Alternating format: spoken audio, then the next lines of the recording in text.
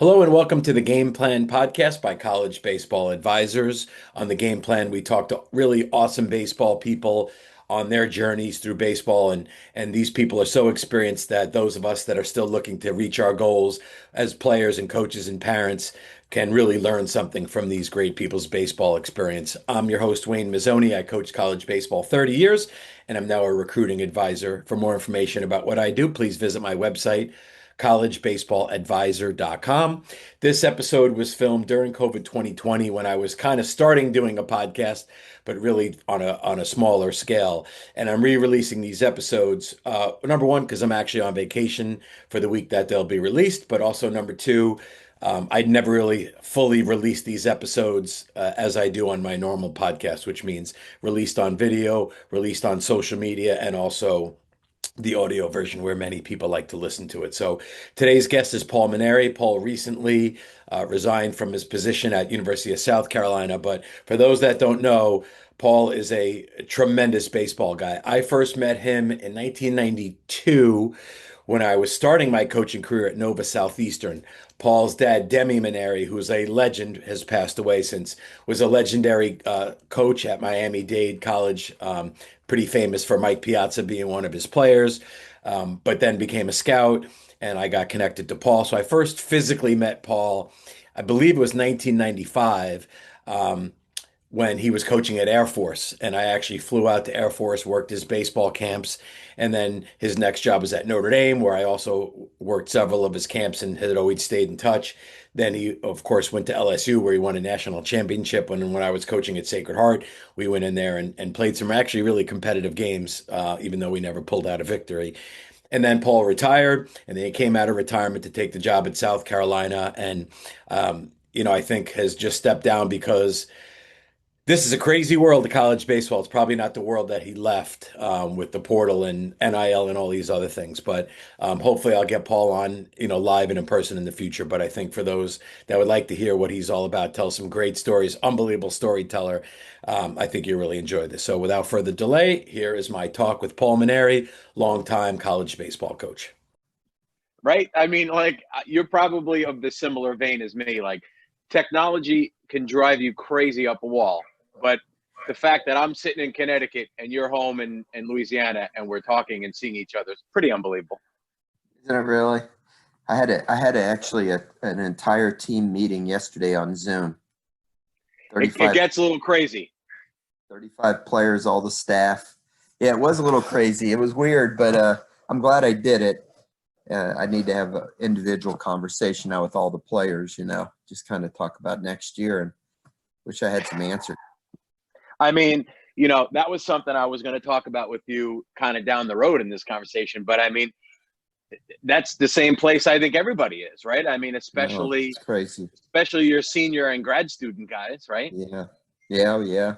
Hey, are you doing this interview or is somebody else doing it? No. It's me and you talking. Oh, okay. So this is me and you talking, and it's just you and I right now. And then what I'm going to do is I'm just going to pick clips that I think are good and kind of send them out. I'll make sure I send anything to you first so that you're comfortable with what goes out. Okay, sounds good. Good? Yeah. Yeah, you ready to get started? Let's get started then. Yeah, absolutely. All right. So what I've been doing, and I've had a really good conversations with some really fun people, and I have a few coming up. And obviously, I've known you for a while, and even these people that I talk with, I know. But some of these that I'll ask, are things that I don't know. And I guess the first thing I want to do is with you is, however you want to answer it, describe like the junior high and high school Paul Mainieri. Like, what was your life like with your parents, with your friends, with what sports did you play? Like, what was your, I don't want to say old childhood, but by the time you were young enough to become a teenager and that type of thing? Wow, Wayne, that's a long time ago. I hope I can read that. I feel like I've been an old man forever now. I'll be 63 this summer, so the years are moving along. But yeah, they don't stop. I grew up in a wonderful Italian American family. I have a father that meant everything to me, as in most Italian families. My dad grew up in Jersey City, New Jersey.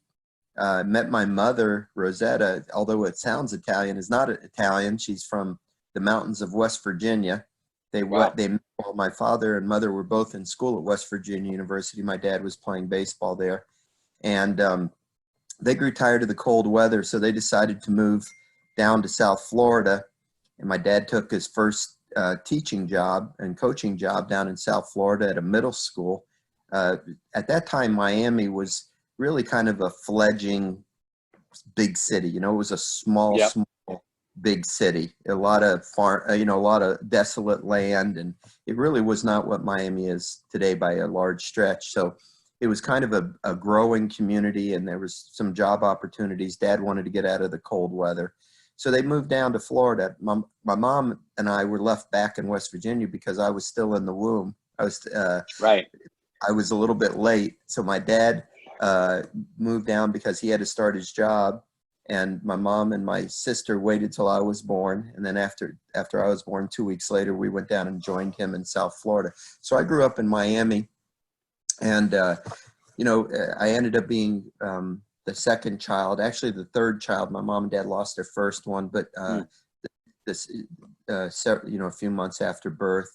But of the surviving siblings, I was the second one, and we have 5, and I was the oldest boy. So, it was just a typical Italian American family. You know, the father was the patriarch, the mother was there for whatever great support she could be, and she was awesome. Because my dad was a college coach, and he was gone a lot, so my mom was the one taking me to the games and doing all those things. But I developed a love of sports at a very young age. My most longest conscious memory of my life was probably 4 or 5 years old, and that was being a bat boy for my dad's team. My dad was the baseball coach at Miami-Dade North Community College. Right. And I really don't remember life before that. I just remember being around him at the ball field, and I just loved it. I just knew it was something I wanted to be involved in for the rest of my life. So, I got involved in a lot of sports. I dreamt of being a quarterback at Notre Dame, like a lot of young Catholic kids in the country. And but I loved baseball, of course. So I played football and baseball. I didn't play organized football until I got to high school. And I remember showing up at Christopher Columbus Catholic High School for boys as a 9th grader for the first day of football practice. And there were literally 300 football players out there from Oh my God. through seniors. And it was rather intimidating. And I think I was the 9th string freshman quarterback. Right. The equipment they gave me I had to put rolls of tape around my thighs to make the pants fit. And I had this egg-shaped helmet. I mean, obviously I got the scraps of the equipment. Nobody ever took me serious. I think I was probably about 5'2" and 100 pounds at the time. But by the end of my sophomore year, I had become the starting quarterback on the varsity team. And I'll never forget, Wayne, the day my father dropped me off for football practice, the very first day. As I was getting out of the car, he grabbed me by the arm, and he always had great little advice for me, and this was one of the great ones. And he grabbed me by the arm, and he just said to me, just remember, little guys have to go to the field and prove they can play. Big guys have to prove they can't.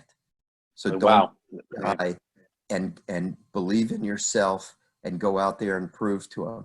So, I was so cocky about myself that, hey, in the backyard when I was firing footballs at trees, I was never missing, and I knew I could go play high school football, but it was very humbling to start with. I was the 9th string quarterback. Unbelievable. By the end of my freshman year, I'd moved up to be the backup on the junior varsity. My sophomore year, I started out on the junior varsity and won the job. And after about 6 games of junior varsity football, I got moved up to the varsity and quarterback the varsity team at the end of the season, and then remained the starting quarterback my junior and senior years.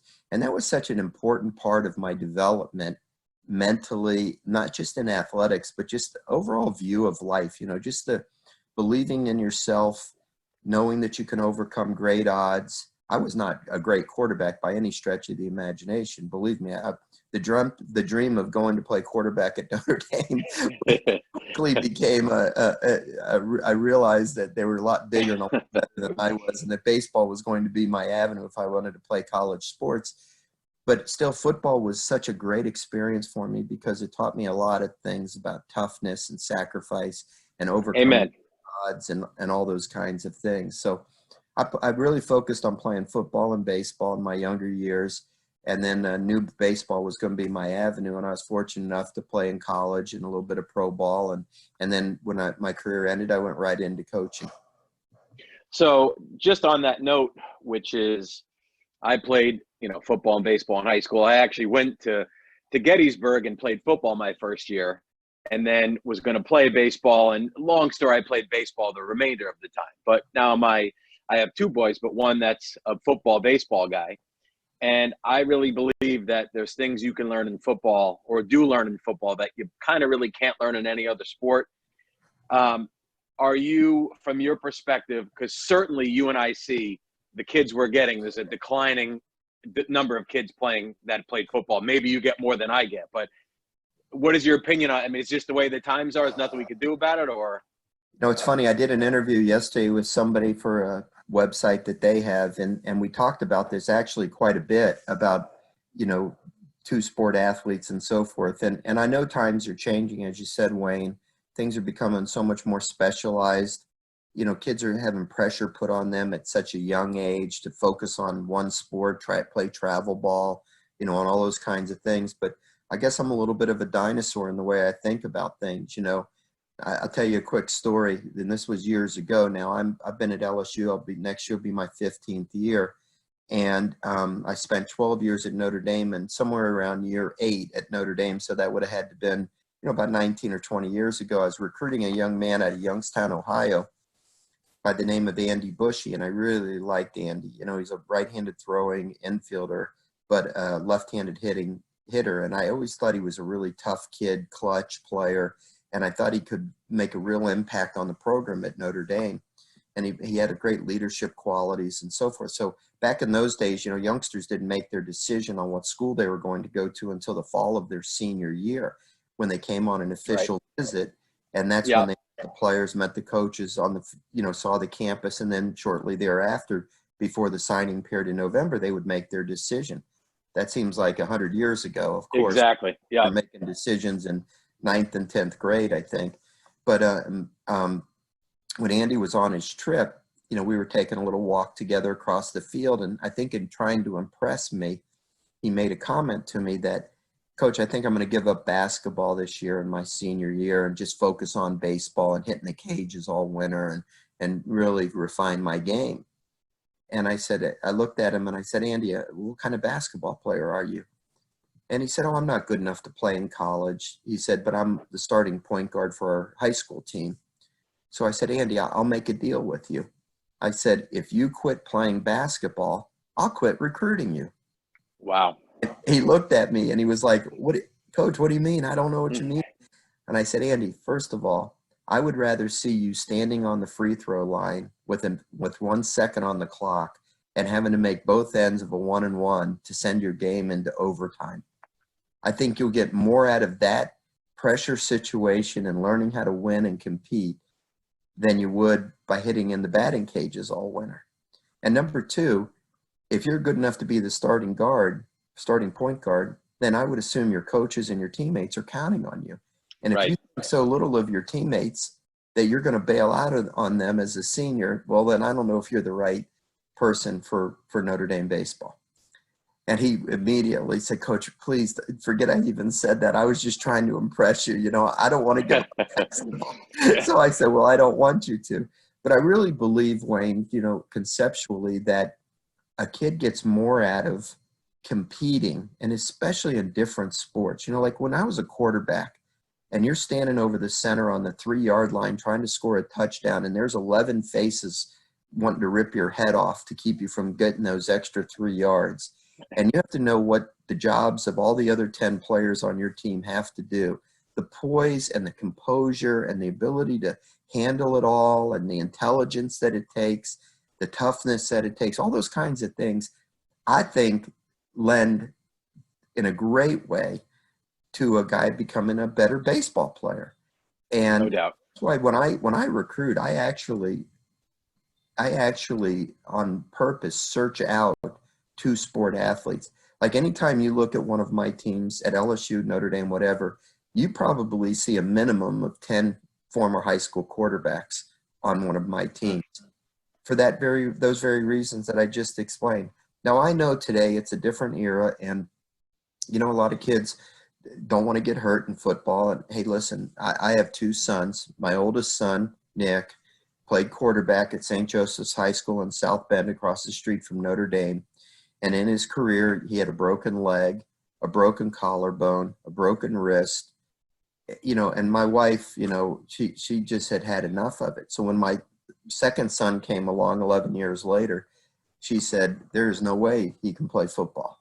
And I thought it might have even hurt our marriage if I would have forced it. And, Right. And, you know, it's a violent sport and people sometimes get hurt. And, you know, God forbid, you know, that I encourage somebody, especially one of my own children, to play, and then they had a life-altering injury, you know, Right. you forgive yourself. So those are individual decisions that every kid has to make. And, you know, but I'm just a big believer in competition, trying to win. I think if you try to win, then you're going to develop your individual skills even better, but your instincts will develop as well.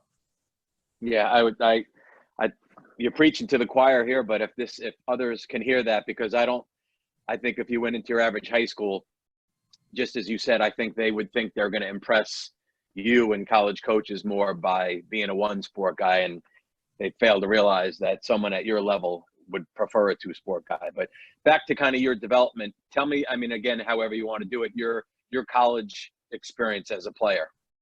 Well, you know, I actually, my whole life, my dream was just simply to play for my father. You know, I love my father more than anybody in the world. He's my best friend, and I thought the greatest college coach in America, you know. And he really you could stake claim to that. You know, in his 30-year career, he was the first junior college coach to win 1,000 games. He won a national championship. He had 5 other near misses, or 4 or 5 near misses, second or third place finishes. And he had about 35 former players make it to the major leagues. So he's Unbelievable. a legendary Hall of Fame coach, as you know, Wayne.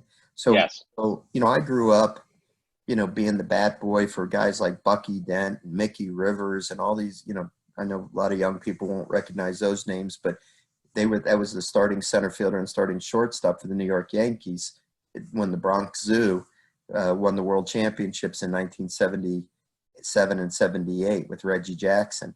So I grew up, you know, in this environment of very intense junior college baseball.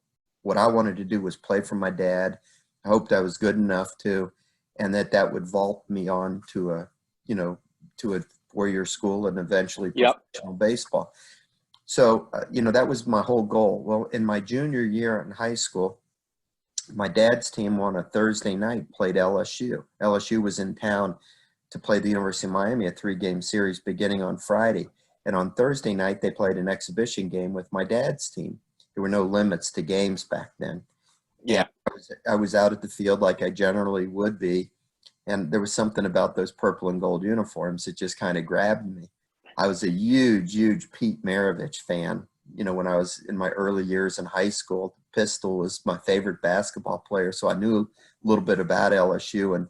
And when the coach came over and visited with me and talked to me about coming up for a visit to LSU that next fall, I was obviously very flattered and intrigued and excited about it. So I went up there and visited the next fall, and LSU was unlike anything that I'd ever seen before. And, you know, just the atmosphere on the campus, the football game, just everything just was amazing. And back then, the scholarship limit for baseball was 19 full rides. Wow. And I know my dad was trying to raise a family of 5 children on a teacher's salary. And he also knew that scholarships were going to be cut back soon. So I almost as a obligation to my family, I accepted the scholarship to go to LSU. And I loved LSU, as I do today. But at that time, the baseball program was not nearly what it is like now. You know, it was an afterthought. Right. In fact, the head baseball coach, if you can believe this, his main job was he was the equipment manager for the football team. Oh my goodness. Actually, he was a part-time coach. And so during fall practice, you know, here I get up there as a freshman, and I'm all excited to show him what I can do to the coach to impress him to try to win a starting job. And he's never out at practice except for on Sundays when the football team was off. And, you know, the players on the team were good guys, but they just didn't share with me the same dedication to the game and the, you know, obsession with the game that I had. And so it's a little bit frustrating for me. Plus the heartstrings were tugging on me a little bit. You know, my whole life, I just wanted to play for my dad. So I decided to go back for my sophomore year and ended up playing for my father. Of course, after I played for him, my eligibility was up at the junior college. So I needed to find a place to go. And I had some good opportunities, South Carolina, Florida, and so forth. But when I went to visit my girlfriend that I had met at LSU, she was now in New Orleans attending Loyola University. I went to visit her. I went out to visit Ron Maestri at the University of New Orleans while I was on a trip to visit her. And I fell in love with the guy. He was just an amazing coach, a great personality.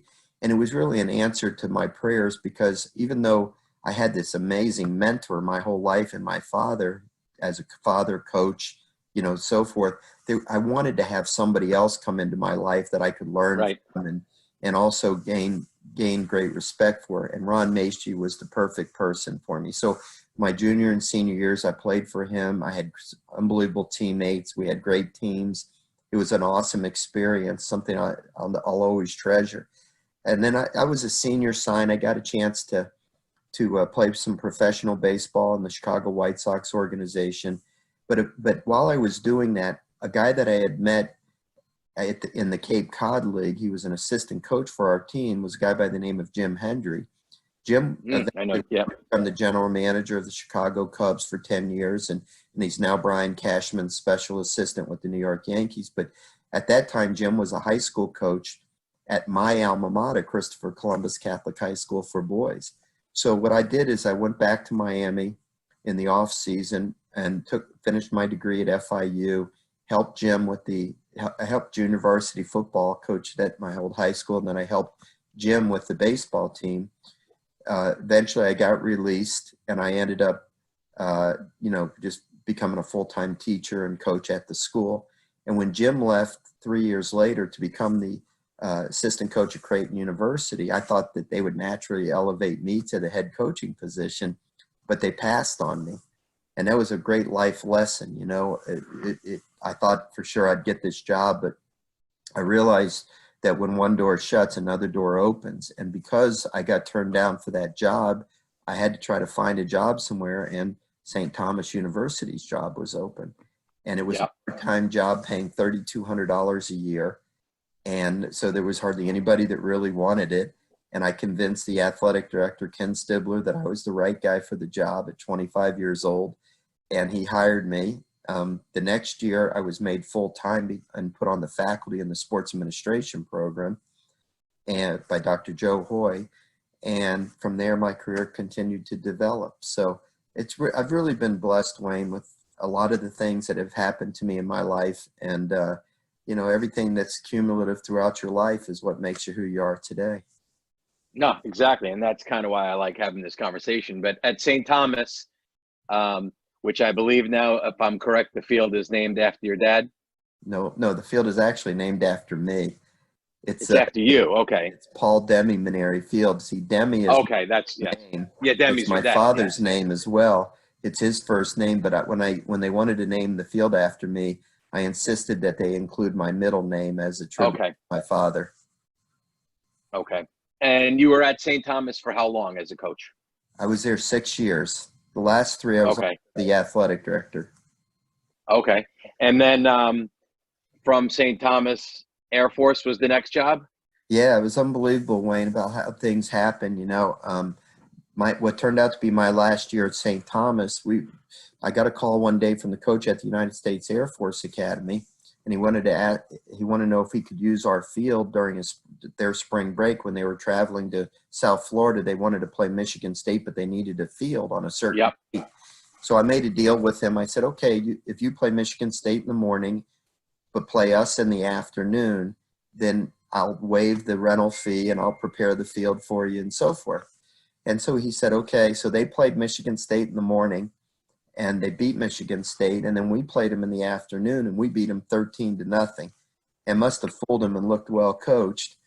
And after the game was over, the coach came up to me and said, hey, have you applied for the job at Air Force? I looked at him kind of funny and I said, I don't understand. You mean your job? And he said, yes. He says, I'm actually active duty. I'm a captain in the Air Force and I'm finishing up a 3-year tour of duty, but they're going to civilianize the position. And he said, if you apply, I think you could have a shot at getting the job. I would go back and recommend you for it because I'm so impressed with your team at St. Thomas. Yeah. So I literally gave him my resume and he took that back with him and that was my application. And lo and behold, I ended up becoming the first civilian baseball coach at the United States Air Force Academy in Colorado Springs. And that was what year, Paul? That was 1980, after the season of 1988. So 1989 was my first spring season at Air Force. Okay. So I think, so my connection to you started when I was going to school at St. Thomas, where you had coached. And then I was a grad assistant at Nova, and then I knew Russ Beauvais, who through my family, and Russ was working for your dad, who was with the Brewers at that time. My dad was actually working for Russ, by the way. Russ, okay. Supervisor. Yeah. As a scout. All right. Actually, I'm glad you said that. So I think when I first had met you, this is before the cells and all the different things. I met you at Air Force Academy when I came out and worked the camp. And it's nice to have me, and we met at your house, which I'll never forget that experience, because the day that I was leaving, and I don't want to get sidetracked on this, but the day I was leaving was the OJ chase. Oh, was it really? The entire group of people that had worked the camp were at, oh my God, I'm going to forget his name. He worked as an assistant. Oh, it must be Eric Campbell. Right. He's now the general manager of USA Baseball. Correct. Which he and I kept in touch a little bit over the years, but I'll never forget that experience. Not only meeting you, going to Air Force, being out there for the first time, but I mean, pretty much everybody remembers where they were for the OJ chase at that stage, So then you were at Air Force for how long? I was there 6 years, and 6 of the most wonderful years you can imagine. I just loved every second of coaching there. I felt it was such an awesome responsibility, Wayne, because it was a laboratory for leadership, these kids. They weren't going to go into professional baseball, but what they were going to do was much more important. They were going to be the custodians of our way of life. And so I felt my job as their baseball coach was to help teach them how to compete, how to be successful. Look, on a baseball field, somebody wins, somebody loses. But in war, there's no substitute for success. And, you have to teach them how to handle pressure and be composed and be able to think on their feet and so forth. So, I came in and worked with these kids and thought that I played an important role. Whether I did or not, I don't know, but I felt like I'm sure you did. Yeah. Played an important role. And, I'm proud to tell you today, I'm probably the only coach in America. I would guess that I am the only coach in America that has as former players 4 general officers in the armed forces, currently 4 generals in the Air Force. Wow. And I think about 25 full colonels, and they still call me coach. And they've been awesome in the things that they've said to me many years later as they've become leaders and, very shakers and movers in our country. They've shared with me the impact that I had with them in their development years. And it's very heartwarming for me to know that you had a little bit of an influence. So those 6 years I spent there were just awesome. And I could have spent the rest of my life there. And then one day I got a phone call that kind of changed my life again. And it was the athletic director from the University of Notre Dame. And they were looking for a baseball coach. And my wife was 9 months pregnant, ready to have our 4th and final child any moment. And he wanted me to come out to talk to him about the job. And I had to delay it until Karen had the baby. even if it would have cost me the job, I told him, I said, Right. I can't come out there yet, you know. So she finally had the baby about 4 days later. The next day I flew out to South Bend. They offered me the job. You know, people think it was an easy decision, and it was. You know, I couldn't turn down Notre Dame. I mean, you know, I want to go to heaven. And, you know, if you say no to Notre Dame, I'm not sure you get in. You know what I mean? Lou Holtz used to always say that God didn't care if Notre Dame won, but his mother sure did. Okay.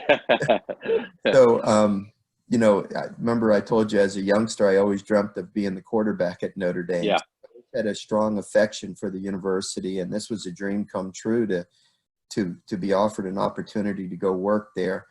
And so even though I just loved the Air Force Academy and it was the hardest thing in the world to leave there, you know, I went to Notre Dame and moved my family there and started a new experience. And I mean, I know enough about, you know, your time at Notre Dame, and obviously, you probably would have stayed there had LSU come along. From the Notre Dame perspective, weather a huge factor there? Well, listen, Wayne, there were a lot of impediments for baseball at Notre Dame. Obviously, the weather was the biggest one. My son, who was at Notre Dame, graduated from Notre Dame and is back at Notre Dame working as the academic advisors for 3 of the teams there. He just sent me a picture, texted me a picture literally an hour ago of all the snow out in his front yard today.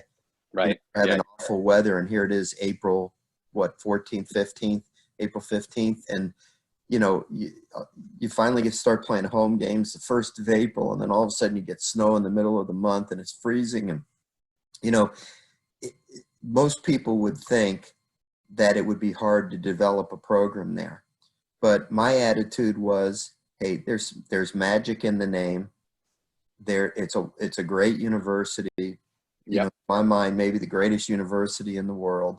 The history, tradition, what it stands for. I mean, I drank the Kool-Aid, man. I believed in it, you know. And when I recruited players there, I told them that, you know, nobody's holding a gun to your head to come here. There's going to be some issues that you're going to have to deal with. The weather is one. The academic requirements. Everybody graduates in 4 years in a very rigorous academic program.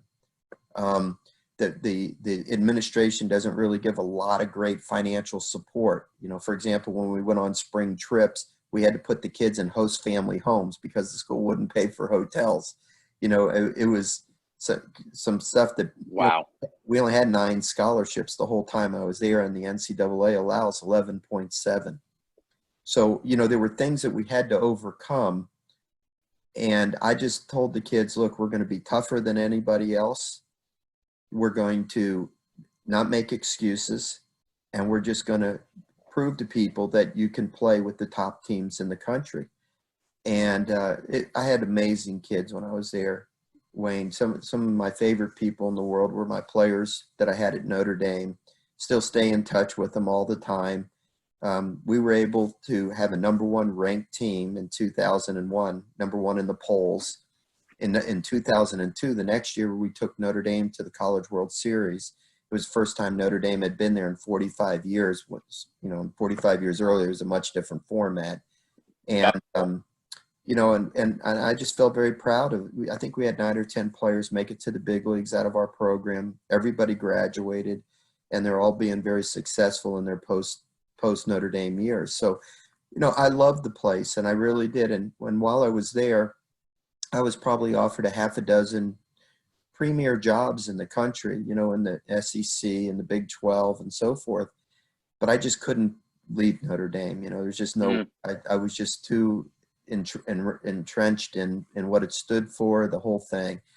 And then that one school for which you would consider leaving calls. Now, how often does that happen, you know? And it never happens, right? And LSU called, and for me, I had an affinity for LSU. Did I say Notre Dame? LSU called. Yep. I had an affinity for LSU because I had gone there. I'd met my wife there. And this was 1 year after Katrina had ravaged South Louisiana. And I guess in my kind of warped way of thinking, you know, that maybe if I could go down there and get the baseball program back online and become a source of pride for the community down there, maybe that would be my way of helping in the reconstruction of South Louisiana. You know, give the people some hope and something to feel good about. And you know, very fortunately, you know, that by my in our second year we went to Omaha. My third year here, we won the national championship, and you know, we averaged 9,200, or we have 9,200 season ticket holders a game. We average unbelievable 1,000 people a game. So it's one of those worlds where what you're doing really matters to people. You know, when I coached at St. Thomas and Air Force and Notre Dame, what we did really mattered to the people that were directly involved in the program. But to the general public, they didn't even recognize hardly that we had a team. When we went to the World Series in '02 at Notre Dame, people saw us play on ESPN that had never been out to see us play right in South Bend. They hardly even knew we had a team. But here at LSU, Skip Bertman had already done all that work. You know, he had made baseball so relevant here.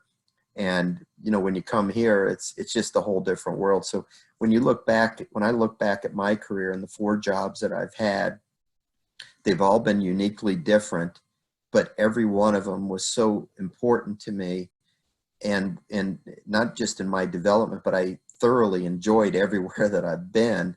And hopefully now I'm at my last stop. Hopefully I can hang in there for a few more years. All right. So I kind of just got to, and that's unbelievable. I mean, listen, we've played there at Sacred Heart and LSU. I've been fortunate to go to a lot of cool places in my time coaching. I can't think of anyone that really tops the atmosphere of LSU. I mean, it's really, you know, it's really an incredible place with, just like you said, the crowd. I mean, it's college baseball really at its best. So it's an incredible place. 2 questions. One, you may not want to share. I think you'd be okay with it. This is maybe 2 years ago when you or I were on Long Island at Baseball Heaven, at that kind of interesting event. We're not going to talk about now. We were sitting next to each other, and you had told me a story that I was wondering if you maybe tell again, which was about you and Mike Piazza, which was basically Piazza was a dejected third baseman. Do you recall that what you told me, or? Oh, sure. So what happened was Mike Piazza, who's now in the Hall of Fame, of course, and had a great career as a catcher with the Dodgers and then the Mets. He had been a freshman at the University of Miami. Now, Tommy Lasorda was the godfather of his brother. Everybody said that Tommy was Mike's godfather, but, you know, in an Italian family, like, you know, Wayne, you're the Goomba for one, you're the Goomba for all, right? So right. It wasn't really a stretch when Tommy said that he was also Michael's godfather. So Mike's father, Vince, was very close with Tommy growing up, and now Mike's of college age and got some ability, and Vince wants Tommy to help him find a place to go to school. So Tommy was good friends with Ron Frazier at the University of Miami. He recommended him to go down to the University of Miami. But when he went down there, it really didn't work out. I think Mike had like 7 at-bats his whole freshman year and didn't like it there. So Lasorda called my dad that next summer, and he said, listen, I've got this godson down at Miami. He doesn't want to stay there, but I need to send him somewhere where he's going to get a real chance to play. And so my dad took him at Miami-Dade and made him his starting first baseman, and Mike was off to a good start with the season, you know. He could hit. He's a big, strong guy. But as you know, he's right-handed thrower, right-handed hitter, right? So what happens is my dad and I would converse about his players, and I was coaching at St. Thomas at the time, and he would tell me about this kid, Michael Piazza. One day I said to him, I said, Dad, you know, right-handed throwers, right-handed hitting first basemen are a dime a dozen. Have you ever thought about putting Mike Piazza behind the plate?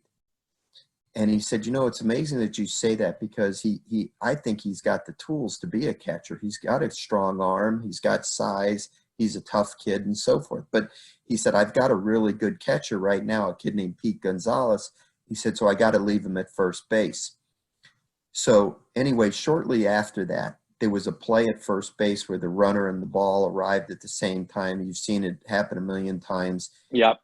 Michael ended up breaking his wrist on his glove hand or tearing a ligament in his thumb. I can't remember exactly the Yep. injury, but he had a cast on his arm and he was going to miss the rest of the season. So I went over to the field one day because St. Thomas wasn't playing that day. So I went to watch my dad's game, and I went by the dugout, and Dad came over to the dugout, and he said to me, he said, "You remember Mike Piazza we talked about?" And I said, "Yeah." He goes, "He's really down in the dumps right now. He got injured yesterday. He's in a cast. Can you take him down to the bullpen and kind of talk to him a little bit about life, and see if you can pick him up a little bit?" So I said, "Hey, Michael, you want to take a walk with me?" And we walked down to the dugout, down to the bullpen. And I just talked to him about things. And I said, "Michael, I'm just going to tell you, I haven't lived that long of a life, but it seems that every time I've had a bitter disappointment, something really positive has happened right after that.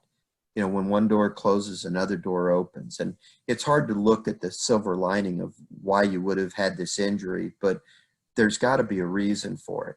And I said, "You just got to hang in there and keep a positive attitude, and your life is not over. You can still make something out of your career. You gotta just grit your teeth and make it through this tough time." Kind of like what we're doing right now with the coronavirus, Sure. You just got to keep a positive attitude and grit your teeth and fight through the adversities that you have in life. So I said, "Michael, I've got an idea." I said, I've been talking to my dad about the idea of making you a catcher. And over at St. Thomas, we've had some luck doing that. The last two catchers we've converted from another position, and they've done a really good job, and they've gotten a chance at pro ball. Why don't you come to play for me at St. Thomas? I'll convert you to a catcher, and I'm sure you're going to get a chance to play pro ball after that. And he said, "Let me think about it." And a couple of days later, he called me. He goes, "I've been thinking about what you said, and I think I really want to do it. I'll come to St. Thomas, play for you. You convert me to a catcher, work with me, and hopefully it'll work out the way you said." Well, come May, I end up getting the job at the Air Force Academy. So Al Avila, who is now the general manager of the Detroit Tigers, Al was my assistant coach. So I told Al the deal with Michael Piazza. So I said, "Al," and it was good because Al was a former catcher himself. And Al was like, Yep. "Okay, I'm gonna abide by this. I'll sign him. We'll bring him here and we'll convert him to catcher." But I felt bad, that I was leaving to go to the Air Force Academy, and this poor kid, who I tried to encourage, that I'm leaving him, but he understood. Okay. Well, what ends up happening, the story goes, the Dodgers draft him in the 62nd round as a favor to Lasorda. And Lasorda convinces the Dodgers scouting director to sign him. And the Dodgers scouting director initially didn't want to sign him because he was a first baseman. And Lasorda said, "Well, what if he was a catcher?" And they said, "Well, I'd sign him right now." And Lasorda said, "Well, he is a catcher, so you got to sign him right now." So Tommy, I had these conversations with Tommy, about making Mike a catcher. So, of course, Tommy claims it was his idea, but that's okay. It doesn't really matter. Right. Anyway, he ends up signing with the Dodgers. They convert him to being a catcher. He obviously never attended St. Thomas then, and the rest is history. And, I've told the story, Wayne, several times, and I wonder sometimes if I've embellished the story, through the years. And I was at Lasorda's Hall of Fame induction. I forget what year it was, 1998 or somewhere in that neighborhood, okay? And I took my 11-year-old son at the time, Nick, to Cooperstown to honor Lasorda and be there for his induction. And we were hanging out in the lobby of the hotel. And when you look across the lobby and you see somebody that you know that person, but you can't remember his name, and you're like, "Who is that guy? Who is that guy?" And he was doing the same with me, I could tell. Right. And then all of a sudden it just kind of hit us both at the same time. It was Mike Piazza's father, Vince. So Vince yells over to me, "Paul, come over here. I want you to meet my friends." So he had all his friends from Norristown, Pennsylvania there. And when I walked up, he put his arm around me and he said to all his friends, there must have been 6 or 7 of them, he says, "I want you all to meet the guy whose idea it was first to make Michael a catcher." And I thought to myself, well, I guess I didn't embellish this story. Yeah, exactly. No, that's tremendous. That's just, obviously at that moment, you're just being you. You don't realize that this guy's going to go on to be one of the greatest catchers of all time, right? That would be pretty darn good if he did that. But well, you know, Michael was always a very appreciative person, and I saw him play a few times when I was coaching at Air Force. That the Rockies became a baseball team, yeah, and the Dodgers came through. And the first time they came through, I went up to Denver and was hanging out in Lasorda's office at old Mile High Stadium where they first played. And the first game, when Michael was walking past the office, he saw me sitting in there, and he grabbed me and he gave me a big hug, and believe it or not, he like thanked me for that day that I talked to him down in the bullpen. He remembered it vividly. And if you go back and look at Mike Piazza's Hall of Fame speech, he mentions me and my father in his Hall of Fame speech in Cooperstown. I will definitely do that today. That's good to give me something else to do, that's tremendous. I mean, and I'm sure you've had a million things like that as any coach where you help somebody, and, you know, you've probably helped thousands of people that didn't amount to become Mike Piazza Hall of Fame, but that's what's in coaching. I guess that kind of leads to my last question here. How would you describe, and this is a tough one, but how would you describe your approach to coaching or your coaching style? I mean, you strike me as more of a leader, set the tone, the characteristics, accountability, as opposed to, and I could be wrong, and maybe you're both, the guy that's in there with TrackMan and Rapsodo and on spin rates and launch angle and that kind of stuff. Could you describe your approach? Sure, and you're not wrong.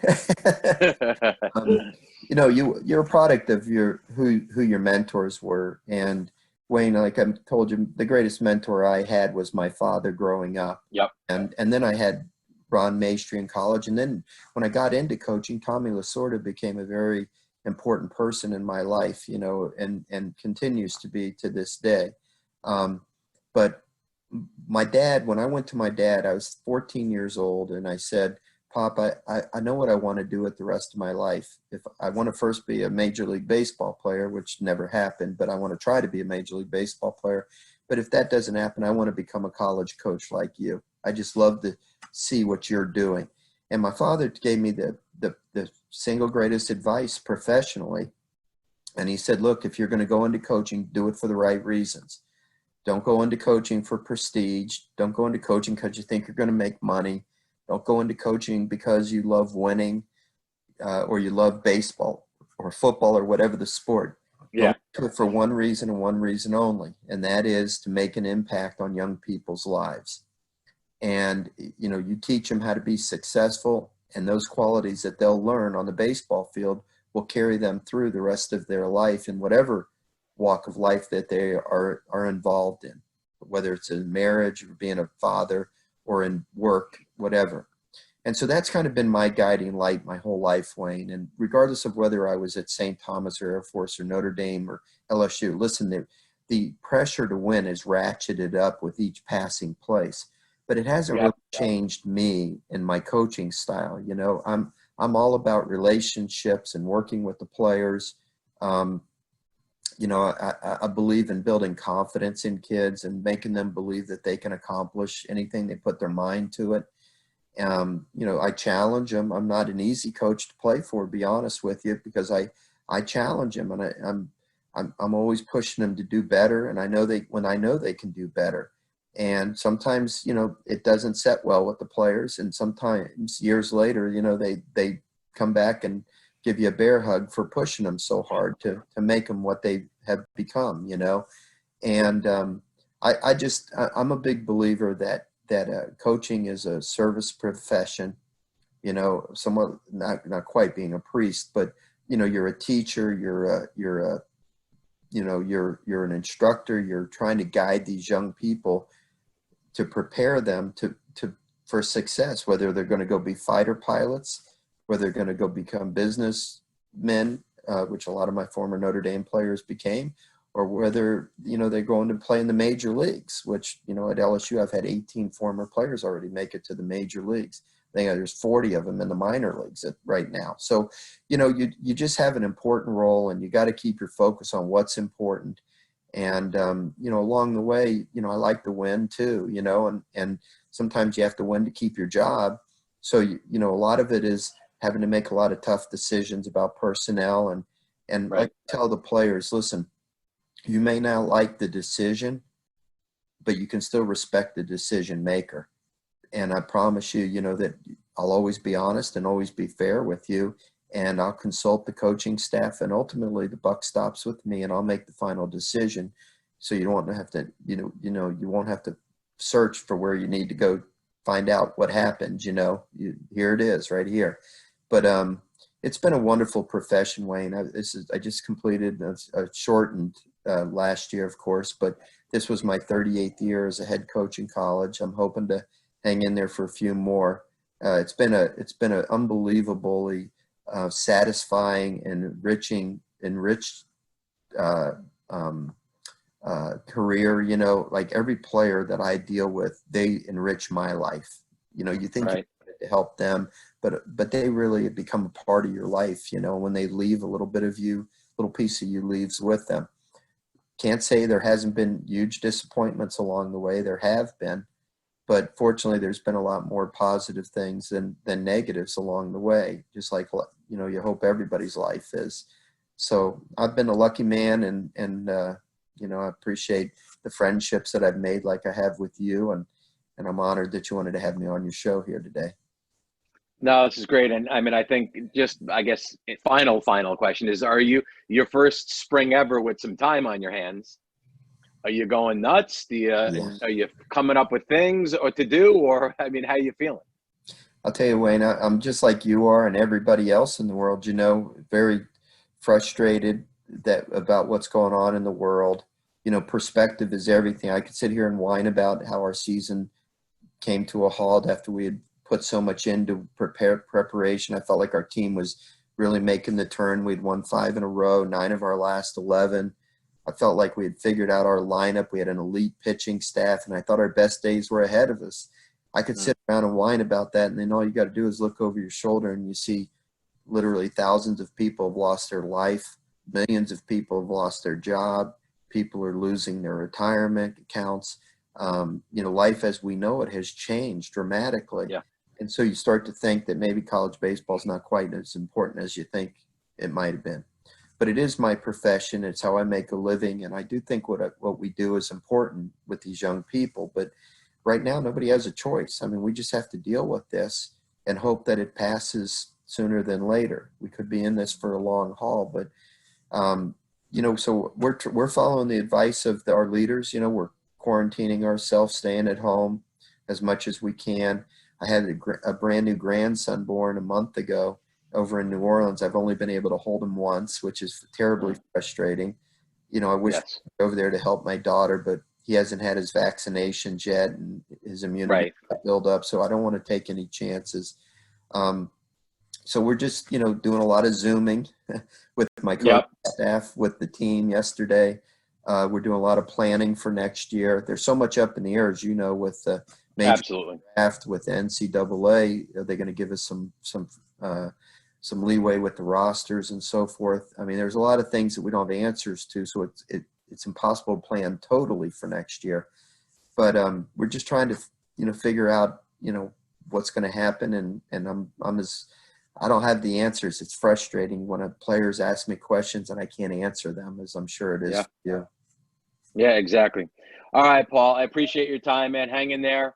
And it was awesome to get a chance. You know, if there's any plus side to what we're facing, is I've been able to have opportunities to connect with people that normally we'd be, let's see, what time is it? We'd be possibly on the field in a pregame at this point, but that's what we're at. So first April of my entire conscious life that I haven't been on a baseball field every day, it seems. So it's been a big adjustment for a lot of people in our world, and a lot of people are suffering much more than I am and you are. So we're going to keep people in our thoughts and prayers, and hope that everybody gets their way through this, fights their way through this, and keeps a positive attitude. And, you know, like the old saying, you know, tough times don't last, but tough people do. And these times will pass, and soon, hopefully, it'll just be a bad memory.